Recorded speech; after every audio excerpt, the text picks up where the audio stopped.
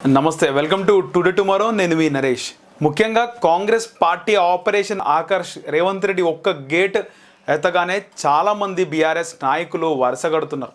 దీనికి సంబంధించి ఇప్పటికే దానం నాగేందర్ లాంటి వాళ్ళు ఎమ్మెల్యేలు, అంతకుముందు ఎమ్మెల్యేలు, ఎంపీలు కాంగ్రెస్ పార్టీలో జాయిన్ అయితే, తాజాగా గడిచిన 24 గంటల్లో ఇద్దరు సీనియర్ లీడర్లు, ఇద్దరు మాజీ మంత్రులు, వాళ్ళ రాజకీయ వారసురాలు ఇద్దరు కాంగ్రెస్ పార్టీ గూటికి చేరబోతున్నారు.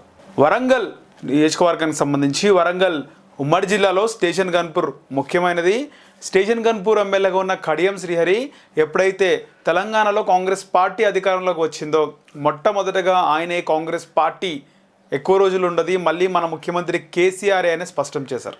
ఇక ఆ తర్వాత మొన్న వారం కిందట కడియం శ్రీహరి కుమార్తె కడియం కావ్య, ఆమె కాంగ్రెస్లో జాయిన్ అవుతుంది, కాంగ్రెస్ పార్టీ నుంచి వరంగల్ లోక్సభకు పోటీ చేస్తుంది అని చెప్పడం జరిగింది. అయినప్పటికీ అనూహ్యంగా కడియం కావ్యకు బీఆర్ఎస్ వరంగల్ లోక్సభ సీట్ ఇవ్వడం జరిగింది. సో టికెట్ తీసుకున్న తర్వాత కేసీఆర్కి ధన్యవాదాలు చెప్పింది. ఆమె బీఆర్ఎస్ పార్టీ నుంచే పోటీ చేస్తుంది అని కన్ఫర్మ్ అయిపోయింది.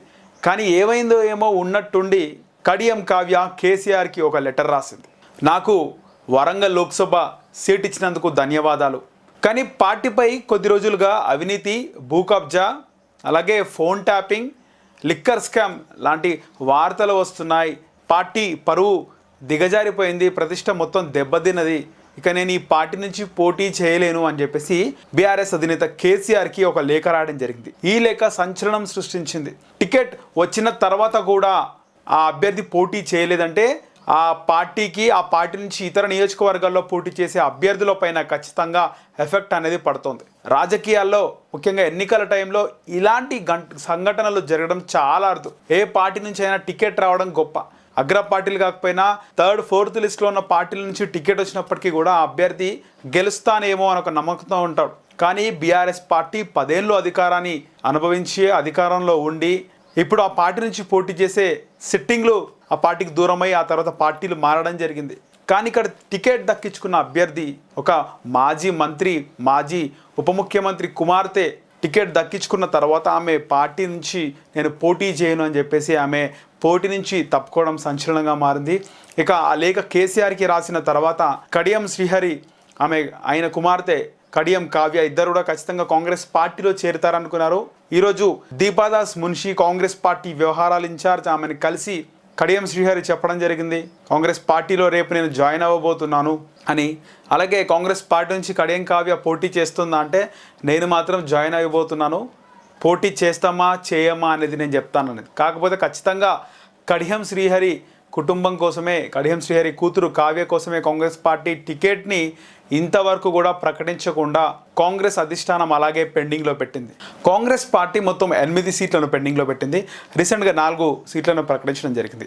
ఆదిలాబాద్, నిజామాబాద్, వరంగల్కి సంబంధించినటువంటి సీట్లు ప్రకటించిన కాంగ్రెస్ పార్టీ మెదక్ నుంచి నీలం మధు ముదిరాజును కూడా ప్రకటించింది.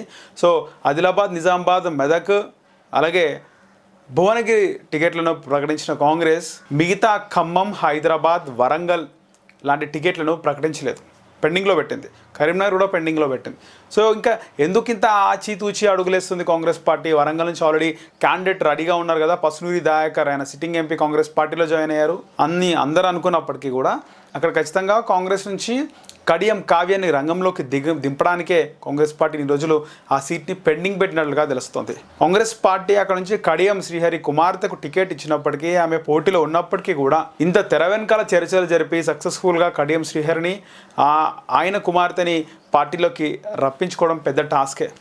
వాళ్ళు రావడం కూడా ఒక గొప్ప విషయమే. కాకపోతే ఇక్కడ పార్టీ పరిస్థితి బాగాలేదు. ఏ ఎజెండాతో ముందుకెళ్తారు? అక్కడ కేసీఆర్ కుమార్తెకు, కేసీఆర్ కొడుకుకి దిక్కులేని పరిస్థితి ఉంది. వాళ్ళందరూ కూడా అవినీతి ఆరోపణలు ఎదుర్కొంటున్నారు. ఫోన్ ట్యాపింగ్ ఒక సంచలనంగా మారింది, లిక్కర్ స్కాము కూడా ఒక సంచలనంగా మారింది.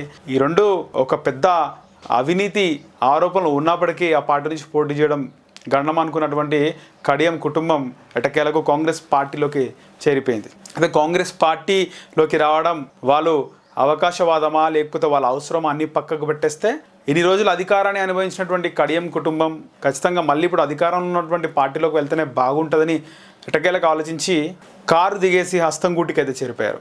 మొత్తానికి ఒక్క కాంగ్రెస్ పార్టీ దెబ్బతో కారు పార్టీ కకావికలం అయిపోయింది. ఒక్కసారి బీఆర్ఎస్కు అధికారం పోగానే ఇంత దారుణమైన పరిస్థితికి, దయనీయ స్థితికి బీఆర్ఎస్ వస్తుందని ఏ రాజకీయ విశ్లేషకులు కూడా అభిప్రాయపడలేదు.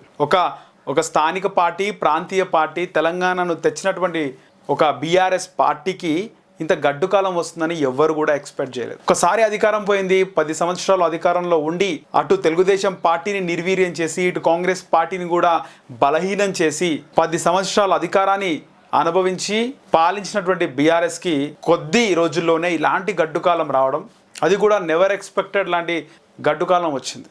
రేవంత్ రెడ్డి ఖచ్చితంగా నీ పైన రివెంజ్ తీర్చుకుంటాను, నీ పార్టీ నుంచి నాయకులను ఖచ్చితంగా లాక్కుంటాను, ఇది సందర్భం కాదు అని రేవంత్ రెడ్డి పదే కూడా చెప్పడం జరిగింది. వాస్తవానికి కాంగ్రెస్ పార్టీ తెలంగాణలో అధికారంలోకి వచ్చిన తర్వాత ఏనాడు కూడా మీ పార్టీని మేము ఖాళీ చేస్తామని చెప్పి ఎక్కడ కూడా మాట్లాడలేదు. కాంగ్రెస్ పార్టీ గెలిచిన తర్వాత ఆ పార్టీ ముఖ్యమంత్రి అభ్యర్థి కోసం దాదాపు వారం రోజులు 3-4 రోజుల